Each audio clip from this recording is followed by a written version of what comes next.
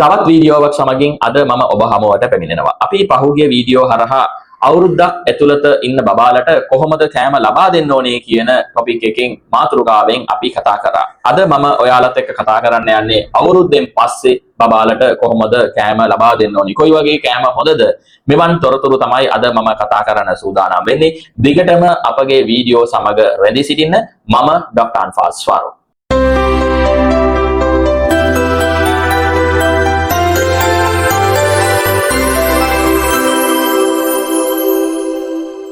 අපි පහුගිය වීඩියෝ හරහා මුල් මාස 6ේදී මව්කිරි පමණක් ලබා දෙන්න ඕනේ. එතනින් පස්සේ මාස 6න් පස්සේ කෑම අමතර කෑම පටන් ගන්න පුළුවන් කියලා අපි කතා කරා.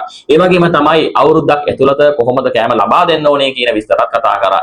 මාස 6ක් පහ වුණාට පස්සේ මුල් අවධියේදී ලික්විඩ් එකක් විදිහට කෑම ලබා දෙන්න ඕනේ. එතනින් පස්සේ ක්‍රමානුකූලව ඒ ලික්විඩ් ගතිය වතුර ගතිය අඩු කරලා ඒ සොලිඩ්ස් විදිහට කෑම මාරු කරන්න ඕනේ.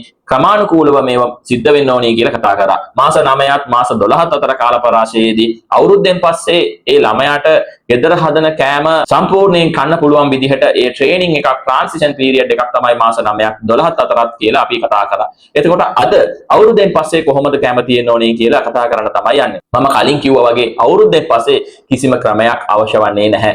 ඔයාට විශේෂයෙන් කෑම මේ බබෙක් වෙනුවෙන් හදන්න අවශ්‍ය වෙන්නේ නැහැ. ඔයා ගෙදරදී අනිත් පවුලේ හැමෝටම උයන විදිහට අනිත් බබාලට දෙන ඒ හැම කෑමක්ම මේ බබාලට ලබා දෙන්න පුළුවන්. ඩයිජෙස්ට් වෙන්නේ නැති කෑම જાතියක් කියලා කිසිම එකක් නැහැ. ඔයාට ඕන ධාන්‍ය වර්ග දෙන්න පුළුවන්, පළතුරු වර්ග වෙන්න පුළුවන්, පලා වර්ග දෙන්න පුළුවන්. ඒ වගේම මස් මාළු ආදී දේවල් ලබා දෙන්න පුළුවන්. ඩයිජෙෂන් සම්බන්ධයෙන් කිසිම ප්‍රශ්නයක් වෙන්නේ නැහැ. ඔයා ඔයාගේ අනිත් ළමයින්ට දෙන විදිහේ ඔයාලා කෑම අනිත් හැමෝම කන විදිහේ කෑම ඔයාලා මේ බබාට ලබා දෙන්න පුළුවන්. ඒකේ වැදගත් කාරණයක් තමයි ප්‍රධාන ආහාර වේල් 3ක් සහ අමතර ආහාර වේල් 2ක් විදිහට මේ කෑම වේල් සකසා ගන්න ඕනේ. ඒ වගේම තමයි අවුරුදු 2ක් වෙනකන් ඔයාලට මව්කිරි ලබා දෙන්න පුළුවන් කියලා මම සඳහන් කරා.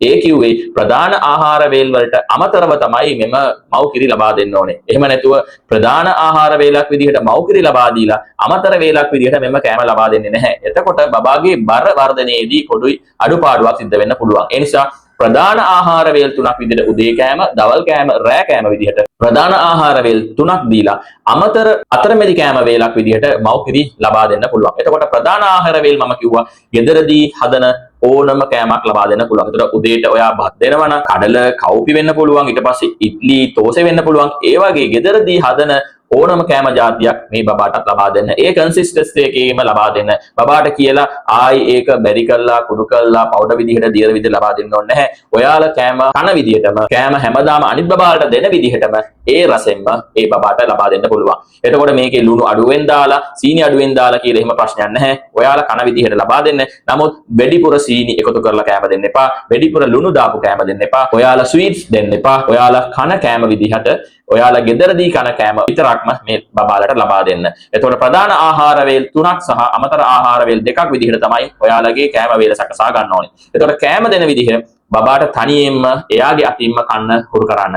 ඔයාලා කෑම කන වෙලාවට ඔයාලත් එක්ක එයාලව වාඩි කරවන්න. අනිත් ළමුන් එක්ක වාඩි කරවන්න. ඔයාලා පිඟානට කෑම බෙදා ගන්න විදිහටම ඒ බබාටත් කෑම බෙදලා දෙන්න. එතකොට ඒ බබත් ඔයාලා කන විදිහ බලලා ඒ විදිහටම එයාත් තනියෙන් කන්න පුරුදු වෙනවා. එතකොට ඉස්සරහට අවුරුදු 2ක් පහ වුණාට පස්සේ ඔයාලට කිසිම ප්‍රශ්නයක් ඇති වෙන්නේ නැහැ. ඒ බබා තනියෙන්ම කෑම කන්න පුරුදු වෙනවා. එතකොට සමහර බබාලා මුල් අවදියේදී තනියෙන් කන්න අදිමදිකමක් පෙන්නනවා. තනියෙන් කන්න යාලට බෑ. එතකොට ඔයාට ඒ බබාට කෑම කවන්න පුළුවන්. කෑම කවන එකේ කිසිම ප්‍රශ්නයක් නැහැ. නමුත් කෑම කවන එකේ ඒ බත් බැරි කරලා ලික්විඩ් විදිහට දෙන්න එපා. ඔයාලා කන කන්සිස්ටන්සි එකේම ඔයාලා කන විදිහටම ඒ බබාට ඒ විදිහටම කෑම ලබා දෙන්න එක ගැන අවධානය යොමු කරන්න. ග්‍රයින්ඩර් කරලා මික්සර් කරලා ඒ කිසිම දෙයක් ළඟට ගන්න එපා. ඒවා ඈඩ් කරලා තියාගන්න.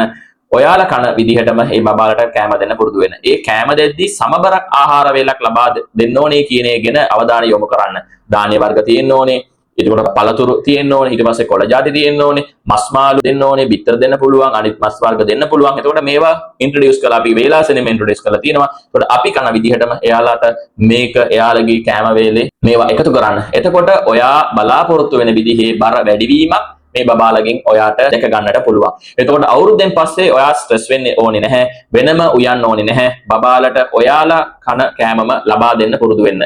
ඒ කෑම දෙද්දී පරිසම් විය යුතු කාරණාවක් තියෙනවා. ඇලර්ජික් ඇති වෙන කැම තියෙනවා නම් ඒව ගැන පරිසම් වෙන්න ඕනේ. ඒ වගේම තමයි ධාන්‍ය වර්ග එට ಜಾති දෙනකොට එහෙම නැත්නම් හොඳටම ඝනකමේ තියෙන කෑම දෙනකොට කියන්නේ උගුරේ හිර වෙන්න පුළුවන් જાතියේ කෑම දෙන එක ගැන පොඩ්ඩක් අවධානයෙන් සිටින්න. ඒ වගේ කෑම දෙන්න එපා. සමහර වෙලාවට ඒ වගේ කෑම දෙන එකකින් උගුරේ ඒ කෑම හිර වෙන නිසා බබාලට ඒ සම්බන්ධයෙන් ප්‍රශ්නයක් ආබාධයක් ඇති වෙන්න පුළුවන්. ඒතකොට ඒ ගැන අවධානයෙන් සිටින්න. ඒ ඇරෙන්න බබාට ඕනම කෑම જાතියක් දෙන්න පුළුවන්. මේ වයසේදී ඇතිවෙන තියෙන ප්‍රශ්නයක් තමයි දත් අඩු ප්‍රශ්නයක් තියෙනවා. ඒ වුණාට ඒ ගැන ඔයා වොරි වෙන්න එපා. ඔයා දෙන විදිහේ කෑම දෙන්න. එතකොට එයා හොඳට කෑම හපල කන්න පුරුදු වෙයි. ඒකෙන් එයාගේ දත් වර්ධනයටත් ඒක හොඳ උදව්වක් වෙනවා. එතකොට දත් ක්‍රිකට් ටීත් ඔය දත් සම්බන්ධයෙන් ඇතිවෙන ප්‍රශ්න මොනවත් ඇති වෙන්නේ නැතුව දත් ඉතාමත්ම ශක්තිමත්ව හොඳ දත් සෙට් එකක් එයාට ඩෙවලොප් වෙන්නත් මේක උදව් වෙනවා. ඒ නිසා අර ලික්විඩ් විදිහට දියර විදිහට කෑම දෙන්නේ නැතුව සොලිඩ්ස් විදිහට කෑම ලබා දෙන්න. ප්‍රධාන ආහාර වේල් 3ක් සහ අමතර ආහාර වේල් 2ක් විදිහට ඔයාගේ කෑම වේල් සකසා ගන්න. එතකොට සමබර සෞඛ්‍ය සම්පන්න ආහාර වේලක් ලබා දෙන එකෙන් මේ වගේ හොඳ පුරුදු ඇති කරන එකෙන් ඔයාට කිසිම ප්‍රශ්නයක් නැතුව බබාගේ වර්ධනයත් බර වැඩි වෙන එකත් ඔයාට බලා ගන්න පුළුවන් කමක් තියෙනවා. ඔයාට ස්ට්‍රෙස් එකකුත් නැති වෙනවා. ඉස්සරහට අවුරුදු දෙකකින් පස්සේ කිසිම ස්ට්‍රෙස් එකක් නැතුව එයා තනියෙන් කෑම කන්න පුරුදු වෙයි. එතකොට මේ කෑම සම්බන්ධයෙන් විශේෂයෙන් chart එකක් දාගෙන කොයි කෑමද දෙන්න ඕනේ කියලා කිසිම අවශ්‍යතාවයක් නැහැ. ගෙදර හදන කෑමම අර විදිහේ උදේ දවල් රැය කියලා ප්‍රධාන ආහාර වේල් 3ක් සහ අමතර ආහාර වේල් 2ක් විදිහට සකසා ගන්න. ඔයා කන ඕනම කෑම જાතියක් දෙන්න පුළුවන්. නමුත් වෙඩිපුර ස්වීට්ස් දෙන්න එපා. වෙඩිපුර සෝල්ට්ස් දාපු කෑම දෙන්න එපා. එතකොට ඔයාගේ බබත් සෞඛ්‍ය සම්පන්නව, ජව සම්පන්නව හොඳ බර වැඩිවීමකුත් ඔයාට බලා ගන්න පුළුවන් කමක් ඇති වෙනවා. දිගටම අපගේ ඩොක්ටර් අන්ෆාස් ෆාරූක් YouTube channel එක සමග රැඳී සිටින්න. ඔබගේ ප්‍රශ්න ගැටලු තියෙනවා නම් පහළ comment කරන්න. මම ඩොක්ටර් අන්ෆාස් ෆාරූක්.